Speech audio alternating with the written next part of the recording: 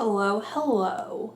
Today I'm going to be going through all of the books that I read in 2022. It's a few days into 2023, so hopefully I'm not too behind on this. But I would also like to think about what I'm wanting to read in 2023 because I feel like I kind of just pick up books as I hear about their popularity, but then they really do add up.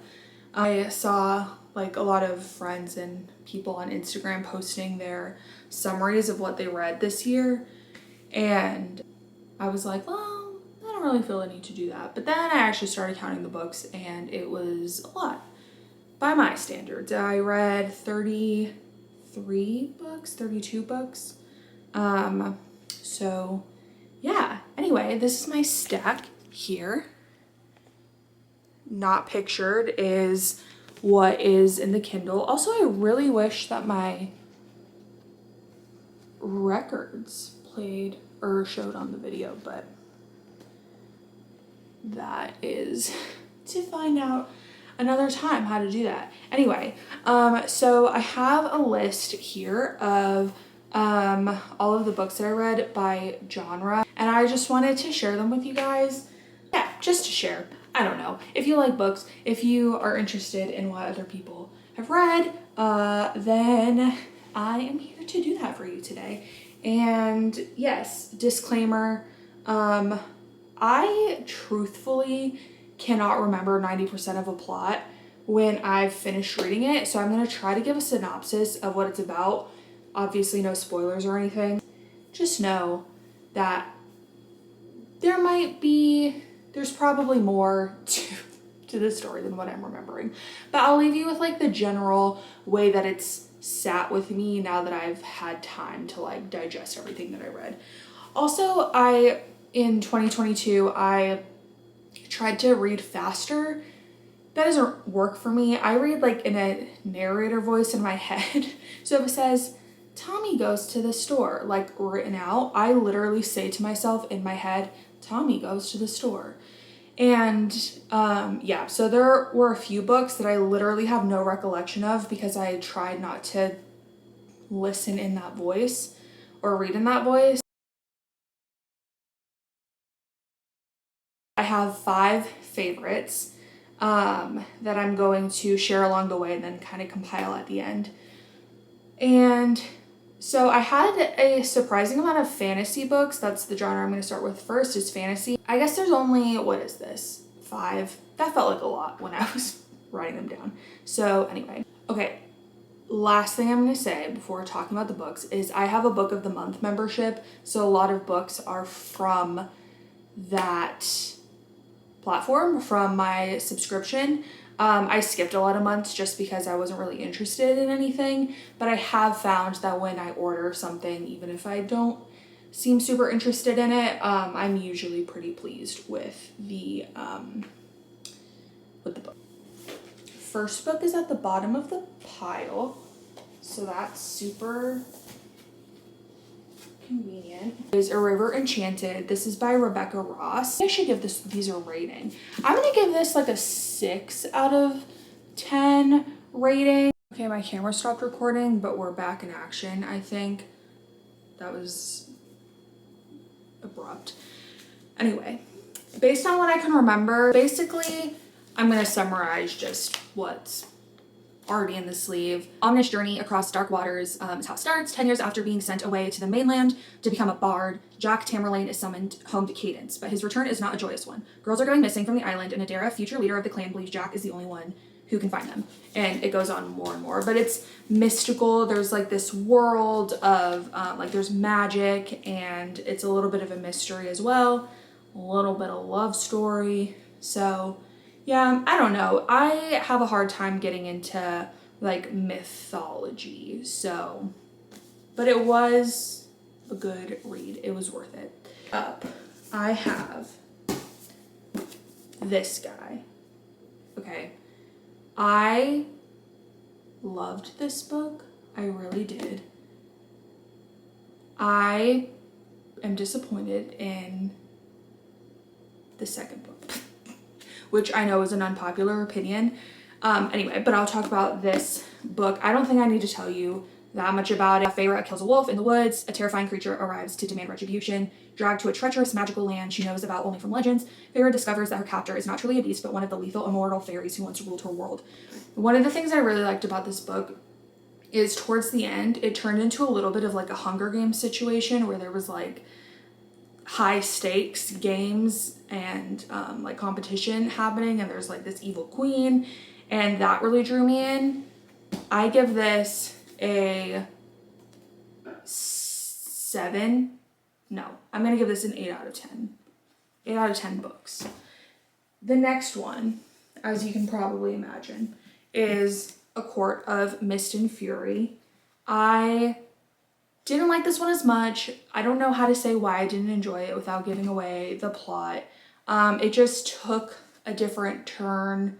It is a completely different story. Well, it goes down a different road, a drastically different road than A Court of Thorn and Roses, and I really liked the road that this was going down.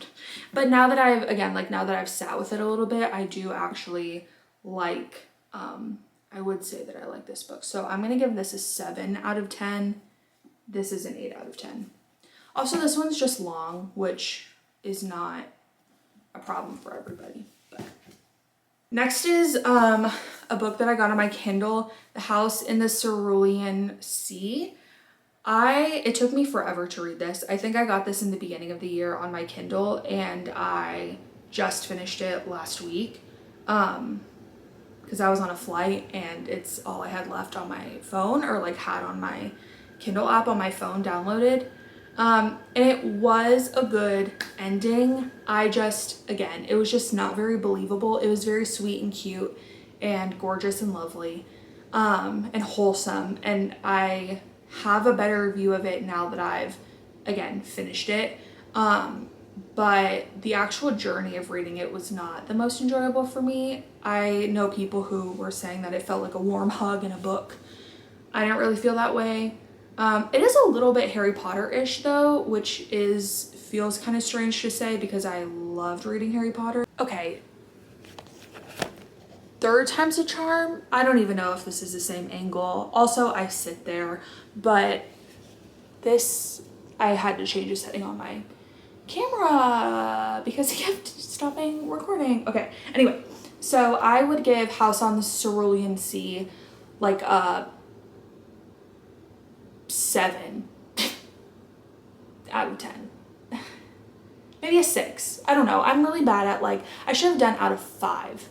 I'm gonna go back and do out of 5 because 10 is just too many options for me.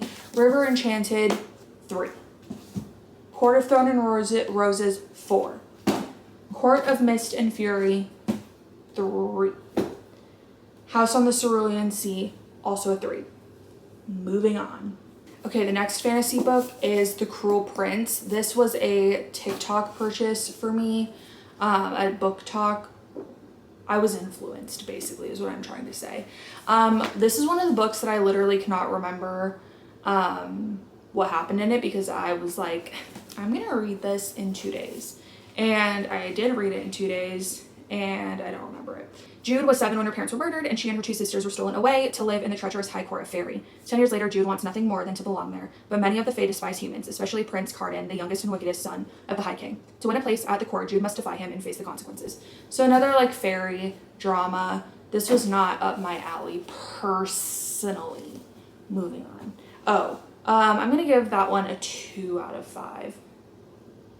Please don't kill me. Okay, next up we're moving into fiction books. Fiction is a super general term, obviously, but I went on Goodreads and I just picked the highest genre because who am I to determine what a book genre is. First up on fiction is Vladimir.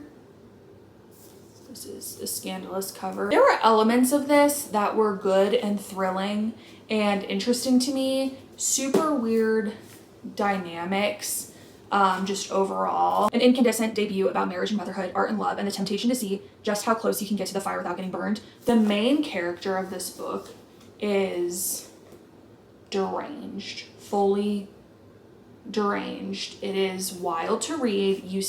It was very interesting to read. I think they call him like an unreliable narrator. She was unreliable, but I was thrilled, so I'll give it a 3. Next up in fiction is Tomorrow and Tomorrow and Tomorrow.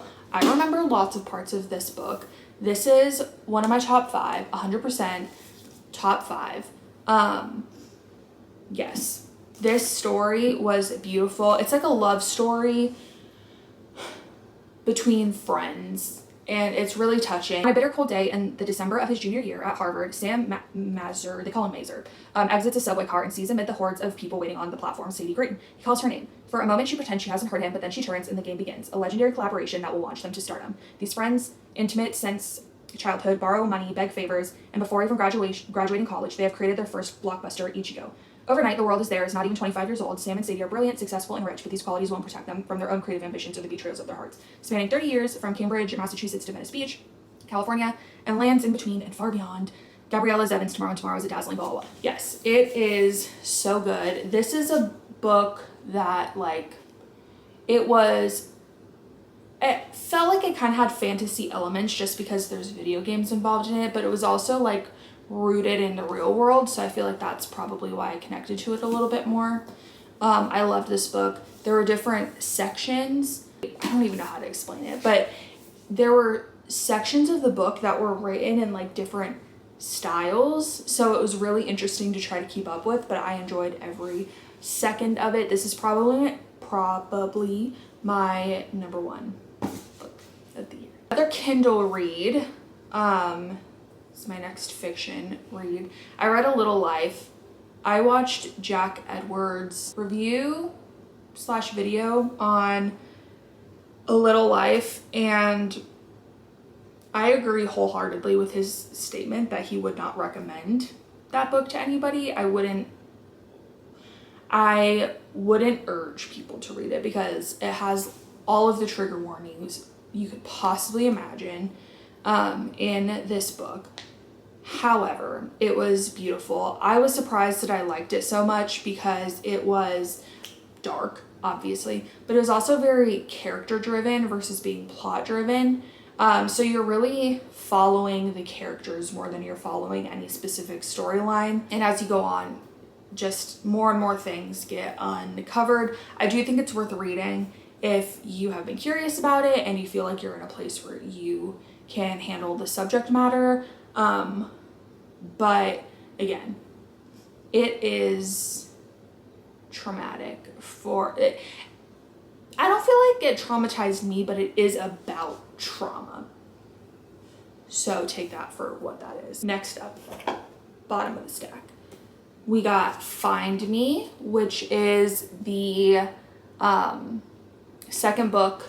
It's the sequel to Call Me By Your Name, which is my favorite movie ever. I cry every single time. I love Timothée Chalamet. I don't know what else to tell you. If you haven't watched Call Me By Your Name, please do it. Anyway, I also do have Call Me By Your Name, the book, in this grouping, but that was considered a romance, and this is not. This is much more about like the dad's storyline. Elio's father goes to visit him, and you follow their like escapades, and just, it's again another like kind of character driven book. There's not really a plot. There is a plot point at the end where I was like,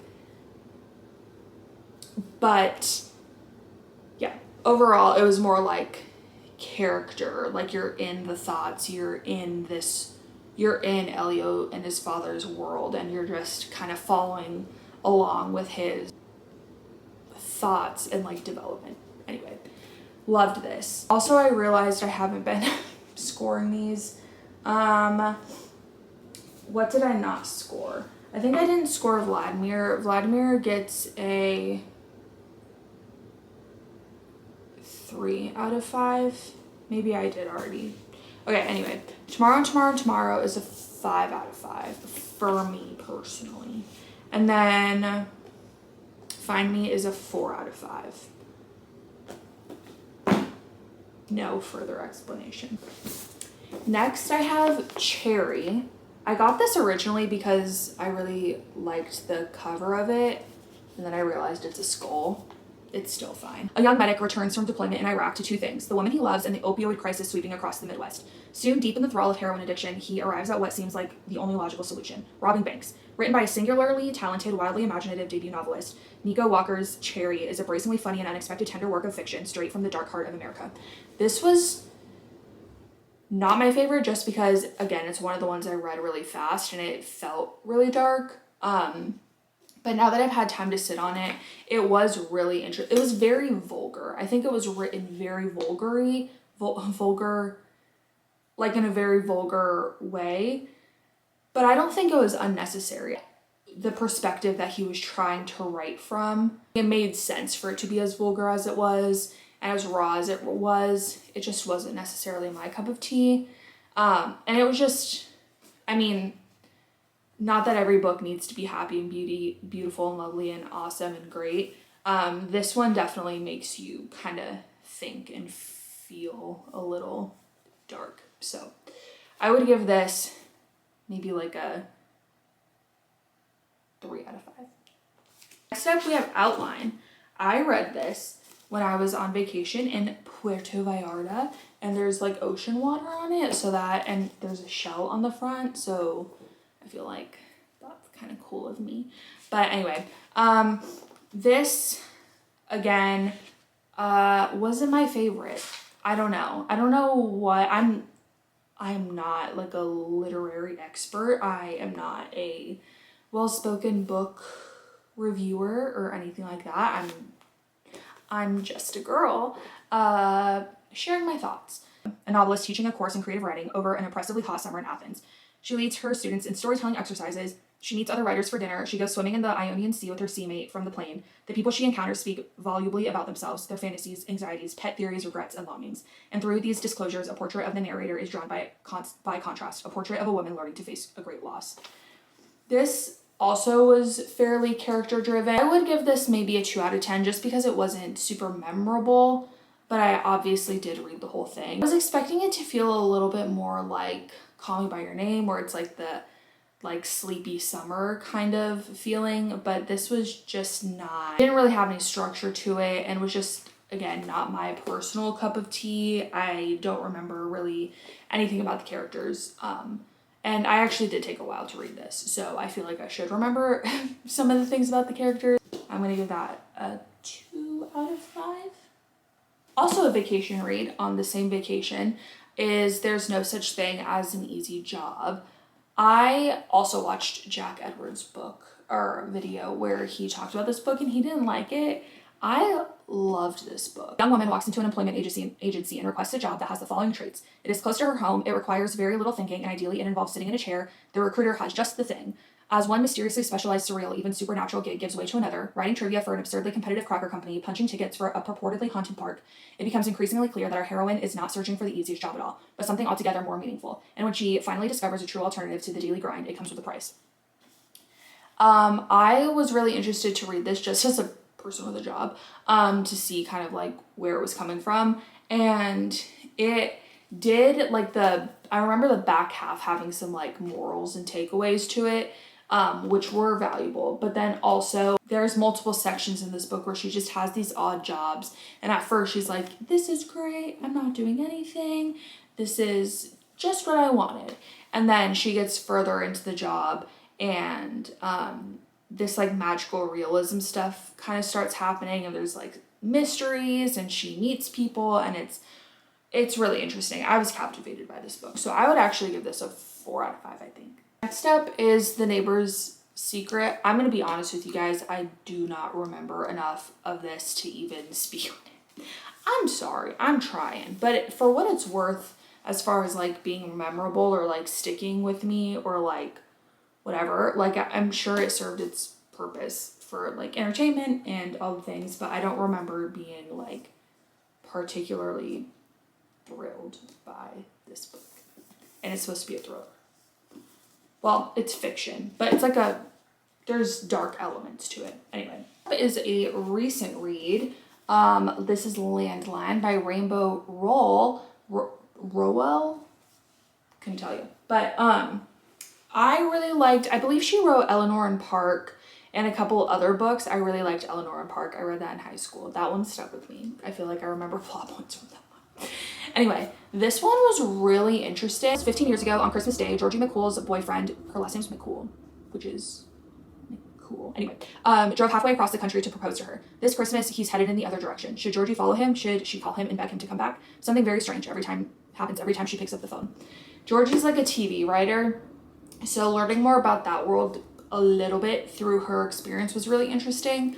I feel like the mystery of what was happening with the phone took a little bit too long to explain, and just the dynamic between her and her husband was just like a little bit intense. I feel like it could have been wrapped up a little bit more quickly or concisely, but I did really enjoy this. Good Christmas holiday vibes in this one, even though that's not happening for another 10 months. Step. We have The Great Gatsby. This is my cover. I actually got this in Scotland when I was in Scotland earlier this year. I got this from a like a thrift store situation or an antique. It was like a boutique, like a secondhand boutique. Anyway, I digress. I read The Great Gatsby in high school. I love The Great Gatsby, Baz Luhrmann interpretation. I just wanted like an old copy of it, and I reread it, and it's just like magical. I feel like a lot of the things, like a lot of the themes in high school kind of went over my head. But I was in IB English, so we would like read the book and then we would have check-ins as a class and go through symbolism in the books. I swear, if I keep forgetting to rate these. The Neighbor's Secret, 1 out of 5. Landline, 3 out of 5. The Great Gatsby, 5 out of 5. Not to be basic. Next up is The Handmaid's Tale. I had never seen the show or read this book before. This was, I believe, written in the 80s at some point. This basically follows this woman, Offred, in Gilead, which is this like dystopian, futuristic like version of America. Declining birth rates have led to a second American Civil War. Gilead is a totalitarian regime that enforces rigid social rules and enslaves the few remaining fertile women. Super weird to read just in like today's climate, and just with all of the tension and themes that are kind of still in our country this day, or in my country today. So yeah, this was really interesting. It actually did make me start watching the show. I am not a TV person, so I haven't like gotten anywhere near to finishing it. But anyway, I would give this a 5 out of 5. Well, actually, I'm gonna give it a 4 out of 5 just because it was difficult for me to read, because it's just written in a more challenging way. So that was hard for me. Doesn't take away from the story at all. But, well, yeah, I remember there being like breaks in the sentences, and I would have to like go back up to like before the break and try to figure out what the full sentence was, if that makes any sense. Anyway, so 4 out of 5 for me. On to The Four Winds. This was one of my favorite books of the year, hands down. This follows a family through the Dust Bowl in like the 30s in Texas, and then their move to California. And I did not know anything about the Dust Bowl besides like a chapter in history class 10 years ago. You know what I mean? Like, I didn't know a lot about the hardships of families faced in the Dust Bowl. And I live in Texas right now, and I'm actually from California. So it was really interesting to like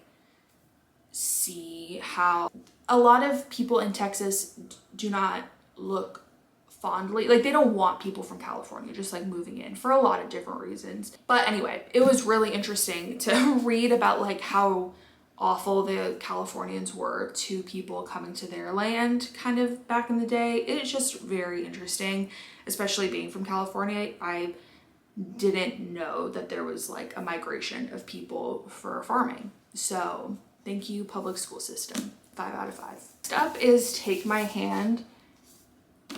This is powerful. This is a super powerful book. I'm gonna read it to you. Montgomery, Alabama, 1973, fresh out of nursing school, Sybil Townsend intends to make a difference, especially in her African-American community. At the Montgomery Family Planning Clinic, she hopes to help women shape their destinies to make their own choices for their lives and bodies. But when her first week on the job takes her along a dusty country road to a worn-down one-room cabin, Sybil is shocked to learn that her new patients, Erica and India, are children, just 11 and 13 years old. Neither of the Williams sisters had even kissed a boy, but they are poor and black, and for those handling the family's welfare benefits, that's reason enough to have the girls on birth control. As Sybil grapples with her role, she takes India, Erica, and their family into her heart. Until one day, she arrives at their door to learn the unthinkable has happened, and nothing will ever be the same for any of them. Decades later, with her daughter grown and a long career in her wake, Dr. Sybil Townsend is ready to retire, to find her peace, and to leave the past behind. But there are people and stories that refuse to be forgotten, that must not be forgotten, because history repeats what we don't remember. Inspired by true events and brimming with hope, Take My Hand is a stirring exploration of accountability and redemption. This was a beautiful book. It opened my eyes to an issue that I was not aware of, wasn't knowledgeable about, and yeah. So, I mean, if you're talking about like a book, like what was my favorite book? You know, like this wasn't my favorite book. Like I wasn't like stoked to pick this up and like carry on in the storyline, but I did really enjoy it, and I did think it was really powerful, and I did find myself caring a lot just for the characters in this book and being like really proud of Dr. Sybil Townsend. 4 out of 5, in case I didn't already say that. Up, I have The Nightingale, also by Kristin Hannah, who wrote The Four Winds. I think I might be a historical fiction person. Also, I am failing so bad at sharing my categories with you. Gatsby and Handmaid's Tale were both categorized as fiction / classics, and then now I'm talking about historical fiction. So The Four Winds, Take My Hand, and The Nightingale are all historical fiction. It takes place during World War II in France. Again, literally either I never learned this or it fell out of my mind somewhere along the way. I didn't realize that France was occupied by Nazi Germany. I think I knew that like there was parts controlled, but I didn't I don't know. I guess just my understanding of what a tumultuous time that was in Europe and just the toll that it had on like a family, really, it's just new knowledge for me, a lot of new knowledge. In both The Four Winds and The Nightingale, there's a little bit of like, not untruths, but like a little bit of like shifting of timeline and things like that. And so I'm not exactly sure like how historically accurate it is, but I think the theme and the general like storyline lends itself to more understanding of that time period. And you basically follow these two sisters, and one of them goes to like put herself in harm's way to try to save as many people as she can, and then her sister is a little bit more risk averse and is just trying to keep her daughter and her neighbor safe. And yeah, you just again really start to feel for these characters and love these characters, and also are really challenged by some of the dynamics in this book. So I would give this a 5 out of 5. Next up, I'm moving into like horror / mystery. I have one horror book and one mystery book. The horror book is Bones and All. I wouldn't really call this horror. It's very like teen friendly. I don't know. It's young adult. I don't even want to talk about this book because of the whole movie. So I watched the movie before I read the book. I like the movie a lot more. I feel like the storyline in the movie is a little bit more horror. I would call that like a scary movie, I think, personally. I was thoroughly thrilled watching the movie. This just feels a little bit like less developed than the movie in some way, which I feel like typically it's the opposite. Like you get to know characters so well and there's so many plot lines in a book, and then you watch the movie and you're like, wow, they really glossed over a lot of this. I feel like they went into more depth and changed a lot of things in the movie that made it make more sense. I'm gonna give the movie a 4 out of 5. I'm gonna give this a 2 out of 5. Next up, we have the Verifier. So Claudia Lynn is used to disregarding her fractious family's mono-minority expectations. She has no interest in finding either a conventional career or a nice Chinese boy. She's also used to keeping things from them, such as that she prefers girls and that she has just been recruited by Veracity, an online dating detective agency in New York with its own secrets. A lifelong mystery reader who wrote her senior thesis on Jane Austen, Claudia can't imagine a job more fun or to her family less suitable. But when a client goes missing, Claudia starts digging deeper than she's supposed to, right into a maelstrom of intrigue and deceit. Part literary mystery, part immigrant family story. The Verifiers is a witty and incisive examination of how technology shapes our choices and of the nature of romantic love in the digital age. Off the bat, I'm gonna give this a 4 out of 5. It felt a little bit long for me. It's only like 300 and some pages, but the story just took a lot of turns where I was like, I thought we were wrapping it up here, but apparently not. I did really like the family aspect of it. I think it's really interesting to just read about and get more insight into. The actual mystery part of it was mysterious for like a little bit of time, and then it wasn't really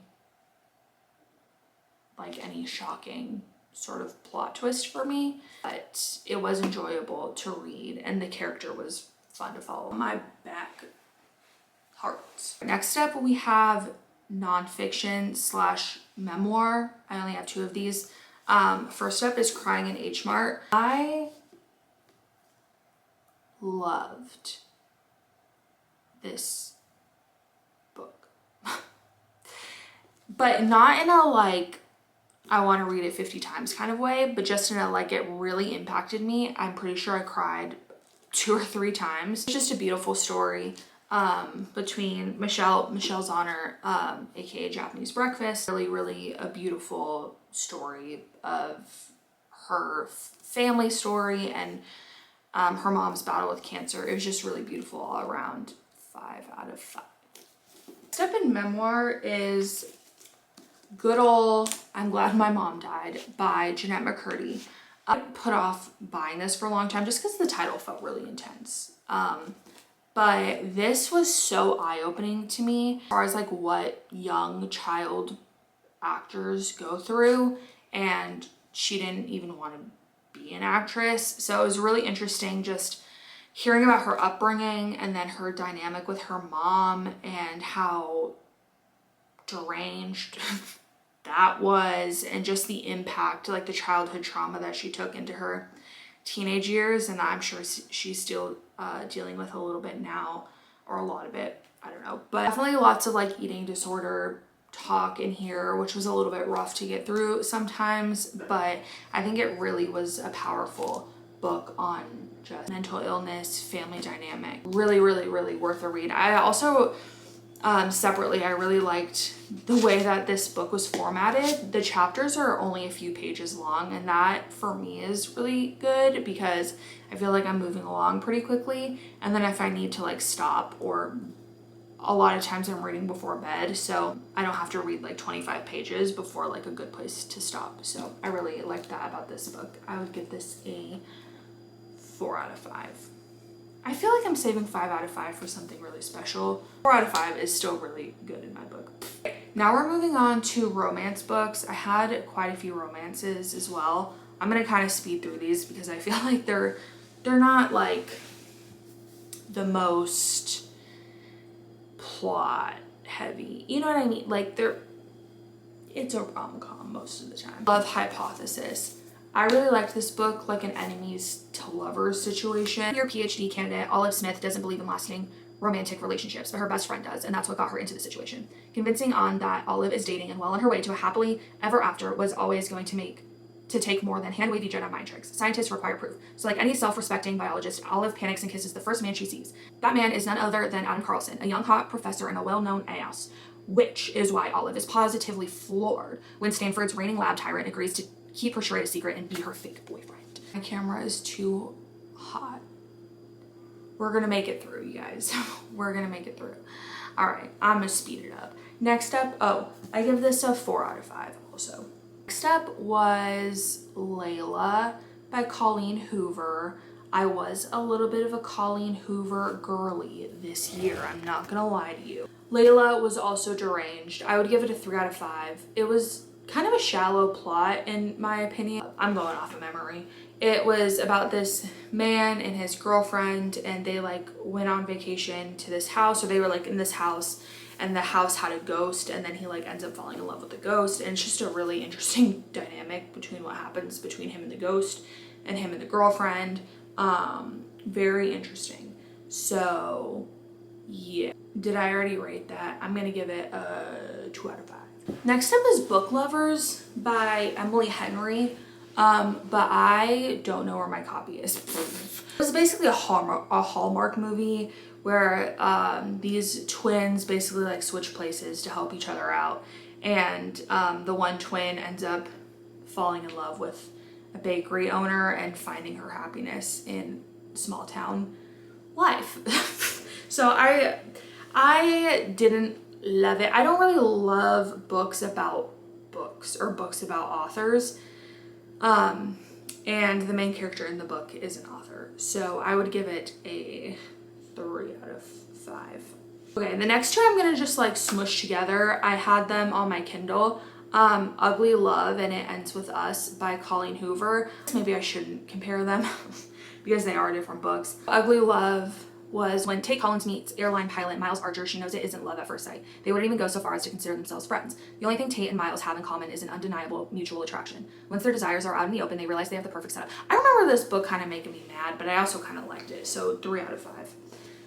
Ugly Love was super problematic, just with like there's an abuse kind of storyline, but the way that it ends, I feel lended itself to like wrapping it up, because it's like, I mean, I don't want to give anything away, I guess, but it explored like abusive relationships and just how people can forgive others for harming them, and just really uncomfortable to read, but I did enjoy it. I would give that one a 4 out of 5.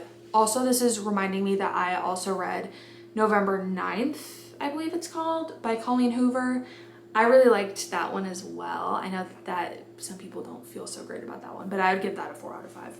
Up in romance is Call Me By Your Name. I feel like I don't even need to say anything about this. I would say the book is a 4 out of 5, just because it actually, I feel like maybe like thinking back on it, I would give this a 5 out of 5, just because you're really like way more than the movie. You are in these people's emotions, and you are like, in the movie you kind of see the characters like looking at each other a certain way, and you're like, is there tension there? But then you read the book and there's like hella tension happening like all the time, like good tension, bad tension, like there's a lot happening. 5 out of 5. I'm almost to the end. I'm warm. My camera's warm. We're doing great. Okay, next up is science fiction. I have one science fiction book, Project Hail Mary. I influenced 2 people in my life to read this book, and I'm really proud about that. And yeah, I would give this a 4 out of 5, just because it did lose me sometimes with like the science. But it's basically about this man who he wakes up in space. He doesn't know how he got there. He doesn't know what he's doing there. He finds out that it's his mission to basically save Earth. And again, don't want to give anything away, but he does some discovery, and there's some very lovable characters. I feel like sometimes the science got to be too much for me, like a little bit in depth about like centrifuges and atmospheres and whatnot. But overall, it was very approachable, very funny. I giggled a few times. So I would give this a 4 out of 5 as well. Okay, and then last is a self-help book that actually I was talking to a career coach, and she recommended this book to me. It's called What to Say When You Talk to Yourself. This book, I think about this book most days of my life. It's basically talking about like how to rewire your brain. So for example, saying like, I don't want to get up this morning. You can say, I'm so excited to get up for today. I'm gonna have a great day. And it feels kind of like manifestation. I don't know a lot about manifestation. I know that it's like a thing that people know a lot about. I do not. What you put in, you get out type of thing. So like how to talk to yourself. Okay, so I was really killing my battery. So it got mad at me and left. And by left, I mean died. Anyway, okay, so my top favorite books for 2022, I think it has to come down to Kristin Hannah. Love, love, love, love, love. The Four Winds and the Nightingale. Love those, highly recommend. And then I also really loved Tomorrow and Tomorrow and Tomorrow. Lives up to the hype. And There's No Such Thing as an Easy Job. That was such a fun, just like mixture of genres that I really loved and enjoyed. And then my last pick, I think, is gonna be Project Hail Mary, just because it surprised me. I was really intimidated by it for a while, and it actually ended up being like a really sweet, fun read that I have been trying to get other people to read. So yes, that is it for my what I read in 2022 video. Let me know if there is a rating that you super disagree with. I would love to know whether you thought something I didn't like was great or vice versa. And let me know if there is a book that is not in my pile here that you think I should read in 2023. Yeah, 2023 is off to a good start. I'm reading my first Stephen King book, so that has been really good. So I'm hoping that's potentially like a new world to delve into. So yes. All right. Thanks, guys. Bye.